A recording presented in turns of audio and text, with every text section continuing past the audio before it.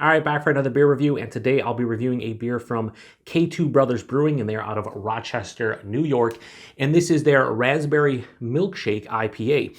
So, on the label here, they're calling this a Double Dry-Hopped New England-style IPA that is brewed with oats, lactose, and raspberry puree. And for the hops, they are using Summit, Dorado, and Citra. Comes in at 6.5% alcohol by volume, 46 IBUs on the time of review. This can is approximately 6 weeks old. So I've had a handful of offerings from K2, and I reviewed their jalapeno cream ale on the channel, and that was really good. For a jalapeno cream ale, pretty much what I was hoping it was going to be. It was really tasty. I've had a couple other beers on tap at beer festivals and whatnot. So I enjoy what they do, and when I saw this one, I was like, Raspberry Milkshake IPA? Yeah, sign me up, let's do it. So grabbed a can, and here we are. So crack this one open, get it into a glass. Hopefully, it looks like a raspberry beer, and it totally does. So there you go. That's looking real nice. Leave enough to get my schnoz in there.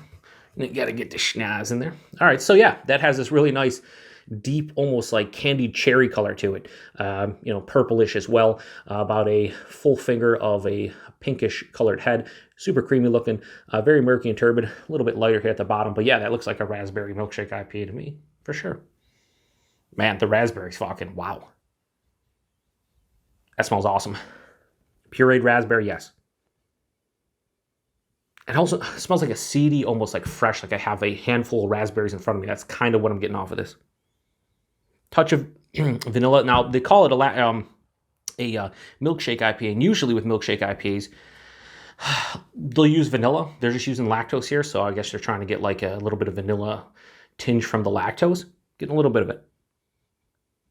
Be honest with you, not really getting IPA characteristics from this one. If you ask me, like, blind, what I would call this if I was doing it as a whodunit beer review on my channel, I would say this smells like a raspberry vanilla, basically sour.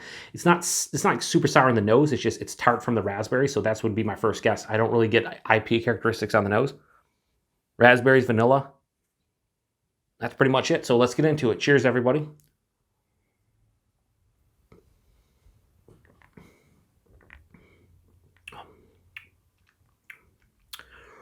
It's tasty beer.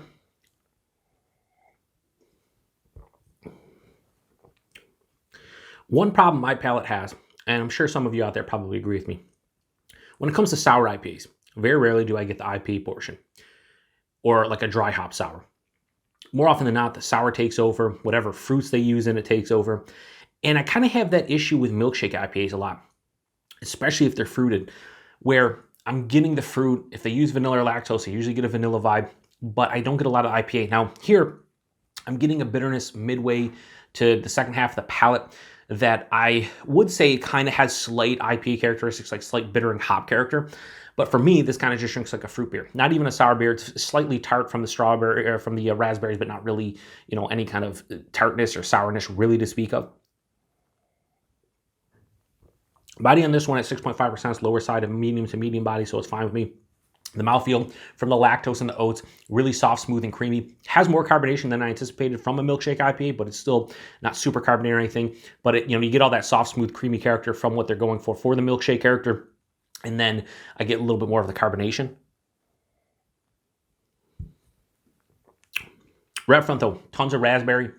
Seedy, jammy, sweeter raspberries. Like I said, cupping, some raspberries in your hand and just smelling them was kind of the aroma and the taste. It's eating those raspberries. The vanilla kind of hits right after that.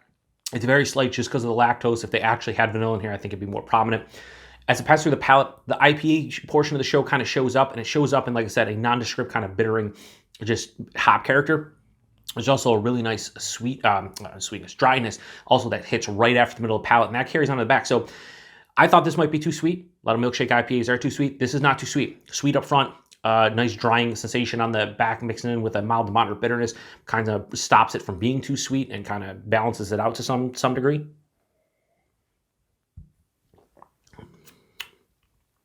Yeah, it's really cool how it dries out and how it just kind of stops being too sweet at some point. I would say this is like a really nice fruit beer. Like if you told me this was a raspberry milkshake ale as opposed to an IPA, I would say, yeah, it is. It's really nice. As is, though, really easy to drink. They nailed the raspberry portion. And milkshakes, kind of there with the lactose. The mouthfeel's awesome. The body's appropriate. I just wish there was more IPA. I wish there was like other fruit characters from the Summit, Dorado and Citra. If there was some nice citrus zest in here, or other tropical fruits or stone fruits or something.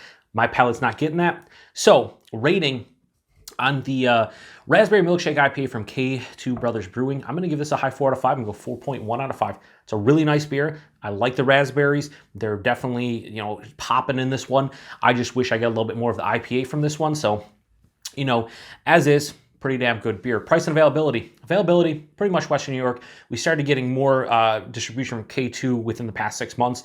A lot of their canned offerings have started showing up. And price point on this one, I think it was $16 a 4-pack, so you're talking $4 a can. Yeah, so for something like this, sure.